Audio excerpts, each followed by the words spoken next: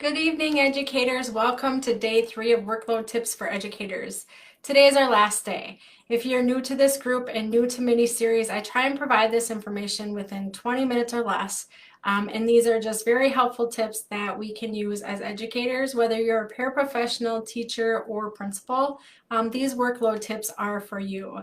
As someone who's served in all 3 roles, I did think about that. What are the most effective tips that I could bring you today, as well as throughout this mini series. If you have been here or you missed days 1 and day 2, please go back in the group and you can watch days 1 and 2. So just as a little recap, on day 1, we actually went through a reflection and a prioritize activity. On day 2, we talked a lot about discussed things like automating. What can you automate within your day? Eliminating, using some of this activity, planning, and then bundling tasks as much as possible. So I'm Shyla Webb, education consultant. I've been in the education sector for 22 years now. And as a teacher, I was a special education teacher working primarily with students with emotional behavioral disorders and having caseload as high as 25 at some times. Within the first few years of education and teaching, I learned that I was ill-equipped to handle the multitude of interruptions that were coming at me within a day. And so that's what really got me interested in how can I work smarter, not harder, or I've heard it called intelligent laziness, which I love. And that is, so I'm here to provide some strategies to you. If you are here with me, please feel free to say hi. Hi, Sean. Thanks for watching and being here. If you're catching the replay, just let me know that you're watching the replay. And anytime, if you have any questions or comments, I try and watch the feed as I'm going through this mini series. But after, when I'm done, I will always come back and answer or direct message me at any time as well. Okay, so for today, we're going to talk about the time spent that we spend on typical tasks such as email, communicating, correcting, as well as unexpected events and meetings that happen within a day as an educator.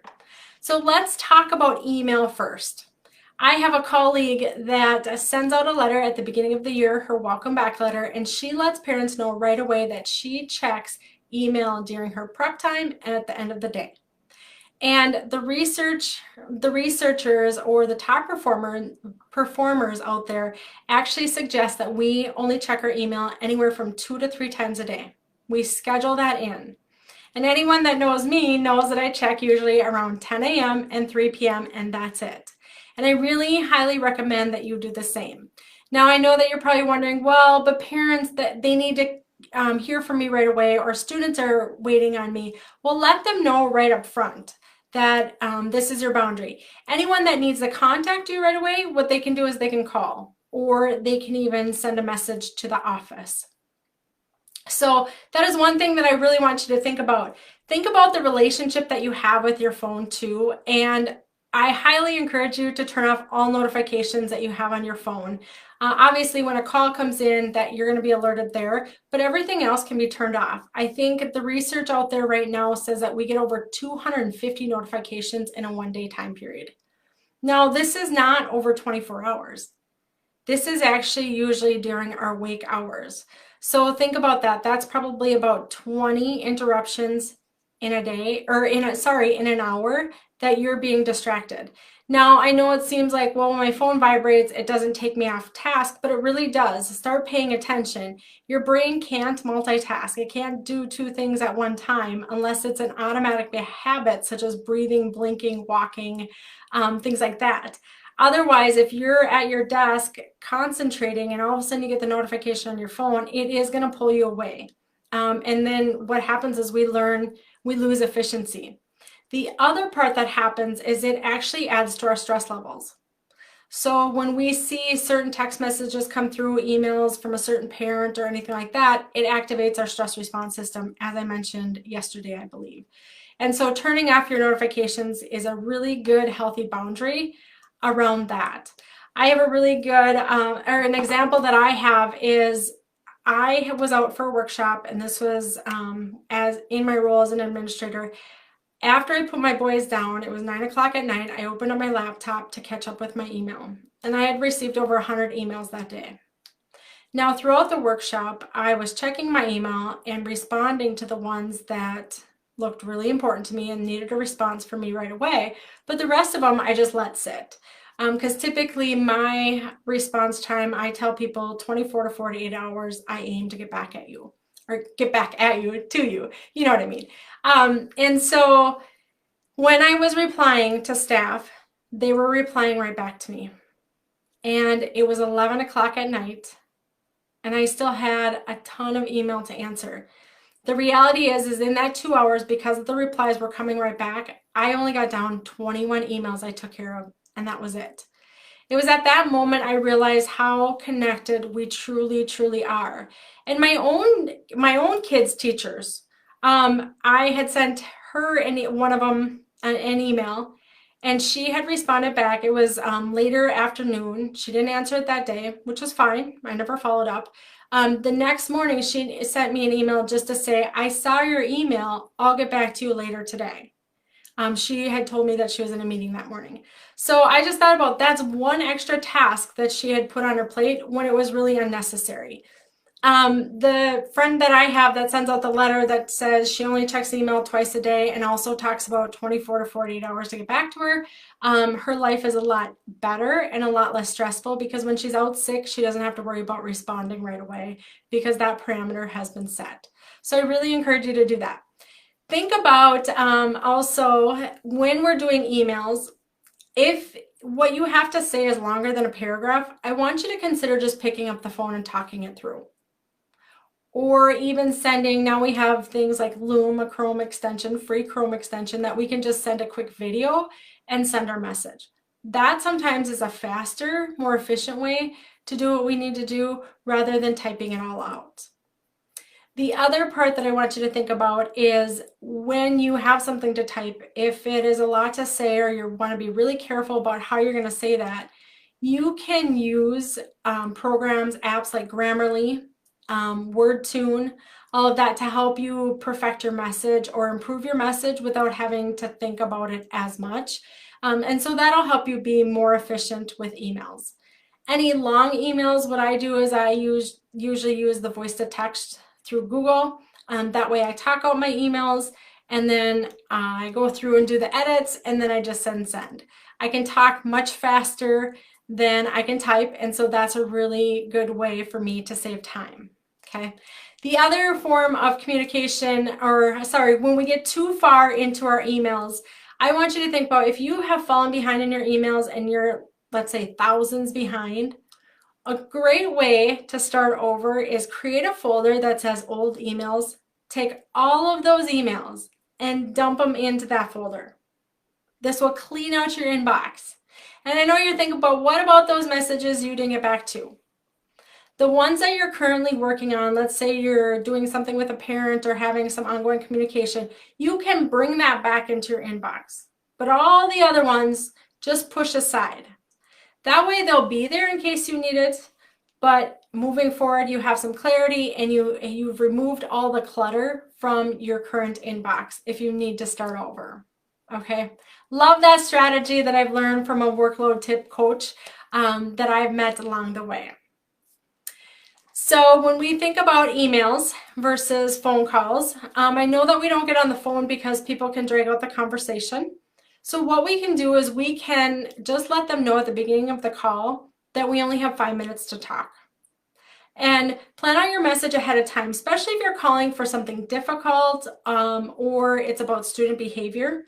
I highly suggest that you really write out your conversation or write out your points that you need to make so that it is made and you are efficient as possible. Now, if someone tends to talk for a long time, again, letting them know that you only have 5 minutes at the beginning of the conversation helps. And as they go over, you want to let them know that you really need to get going. One strategy that I learned from working with a parent that continued to talk, even though I told her I needed to get going, was I would call her 5 minutes before the bell rang. So it was at the end of my prep time, not at the beginning, so that the beginning of my prep couldn't be consumed by a conversation. This works well with colleagues too. And then that way when the bell rang, I would say I have to get going right before the bell rings. Then the bell rings and you can hear the student shuffle and the students coming in. then that background noise is also a reminder and an indicator that they need to let you go. And you can also use that as a reason you really need to go right now. And that seems to work out very well. If you have a colleague that comes in during your prep time, I really encourage teachers to shut their doors during prep time if you need to. One strategy that works is if you're sitting at your desk, I want you to stand up with some paperwork and you're going to walk out the door and you're going to get moving. That is a really good way to get your colleagues to move on and not give them your entire prep, because that can happen too, and it can easily happen. It's okay occasionally, but right now we need that time, and we need that time more than ever, given all the extensive work that we have to do as it relates to COVID. Okay, so then text messages. Think about text messages. They, for the most part, they're a huge waste of time. And I know that people find text message convenient. They really are for just sending an FYI. A lot of organizations have switched to Slack so that we can have that direct communication and we don't get lost in a large communication feed of email. That is great for efficient purposes, but we don't want to use Slack or text messages for additional conversation. And we want to try and solve problems as much as we can on our own, or encourage others to do that before they just pick up the phone or, send us an email to get the answer from us. That loses efficiency on both ends and interrupts us. We've really become a society that we're so dependent on the answer being given to us as well. So if you're a leader, think about that when you're being contacted a lot more from your educators or the people that you lead. They want the answer right away, but they have the answer in front of them. They just haven't searched that out on their own. So that's a strategy I want you to think about, and to help reduce the number of emails coming into your inbox every day. Hi, Stacy. Thanks for joining me. Again, if you're here, say hi. Otherwise, let me know if you're catching the replay.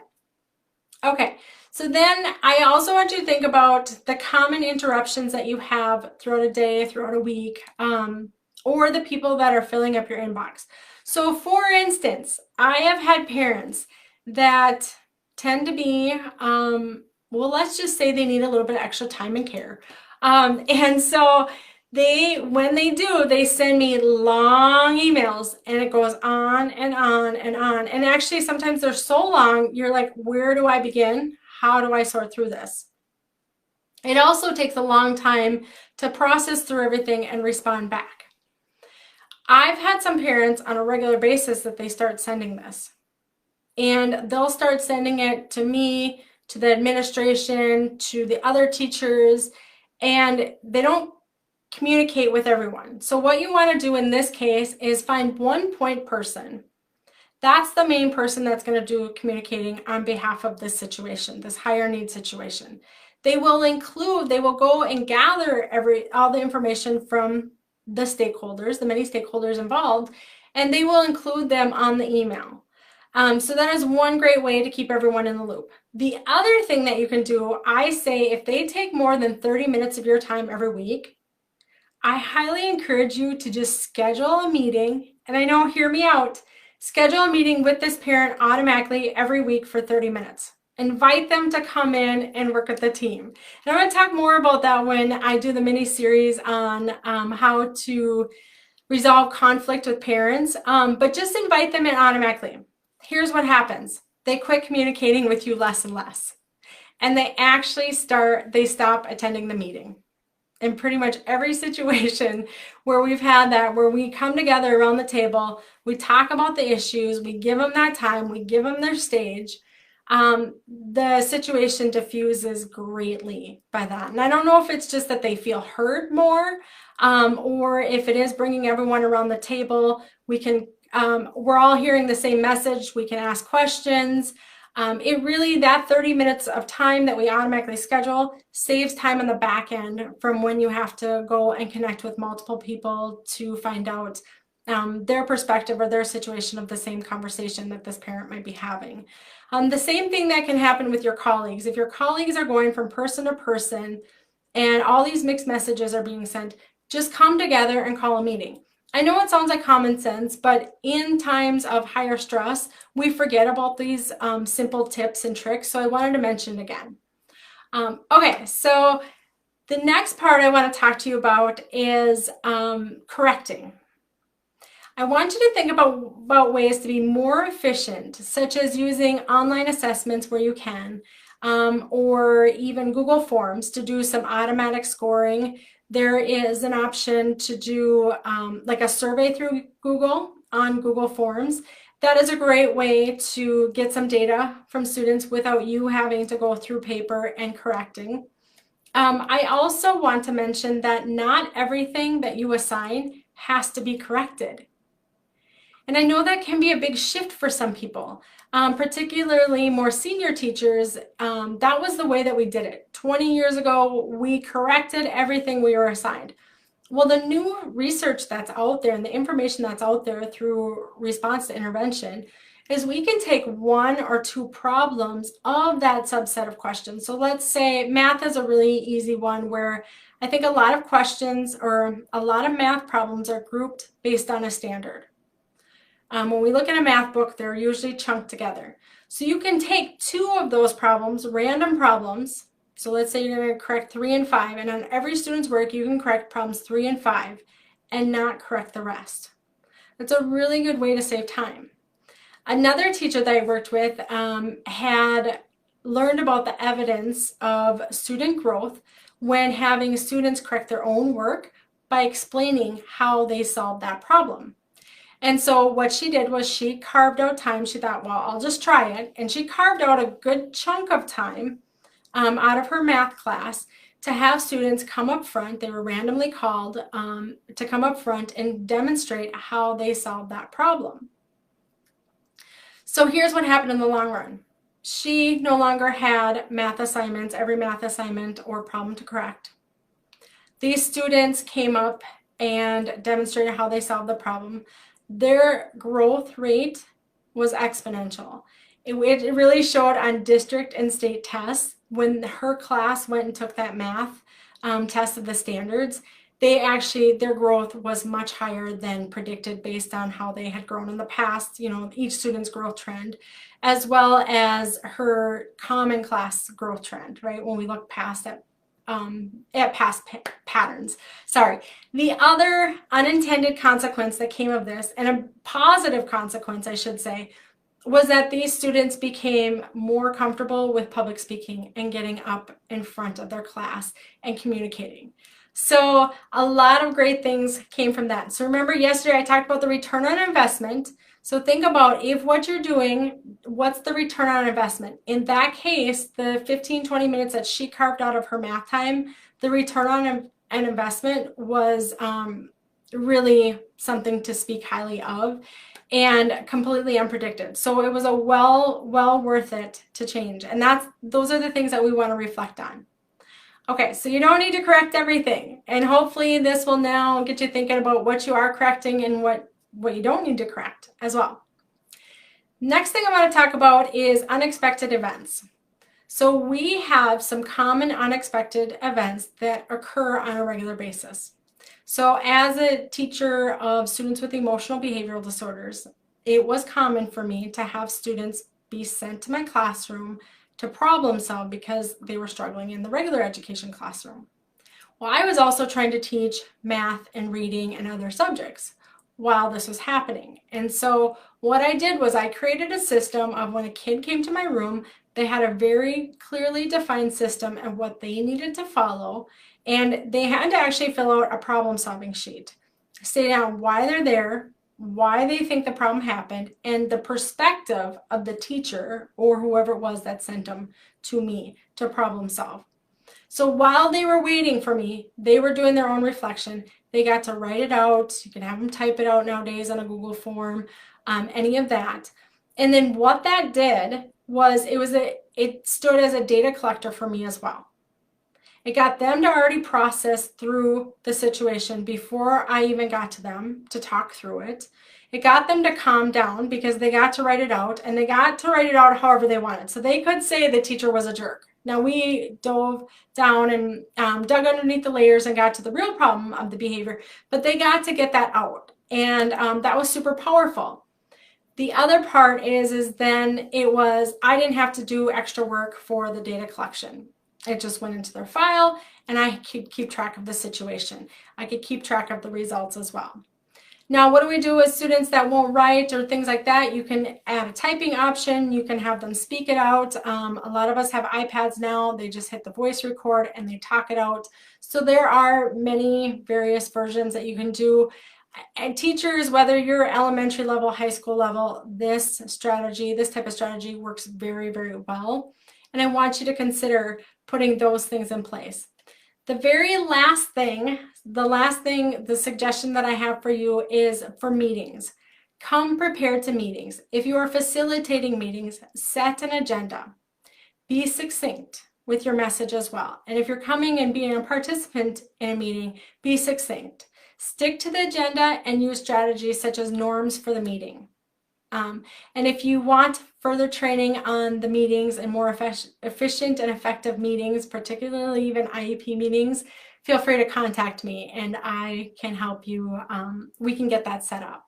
So that's what I have for you today. Think about your emails, the way you're communicating, more efficient ways of communication, cutting that down as well. Clear out the clutter of your email. Oh, I did forget to mention, when you go through your email, as you read each email, the rule is you either do the email, you delegate the task, like forward it on, or you delete it or file it. So think about that. Do, delegate, delete, or file as you go through email. And that's a really efficient way to keep up with your emails that come in. Okay, correcting, reduce correcting as much as possible when you can and as much as you can. Unexpected events, get some systems in place for that so they don't derail your entire day or class period, as well as meetings. Be more succinct and reduce the time in which you spend in meetings, particularly if you're facilitating it. You have a lot of control over that. Okay, as always, if you have any questions, feel free to contact me. If you want to talk more or set up training, feel free to visit my website. It's at innermatter.net. So it's INNERMATTER.net. And I can even put it in the link of the chats. Thank you everyone for watching, and I hope you're all well and staying safe, and we'll see you soon.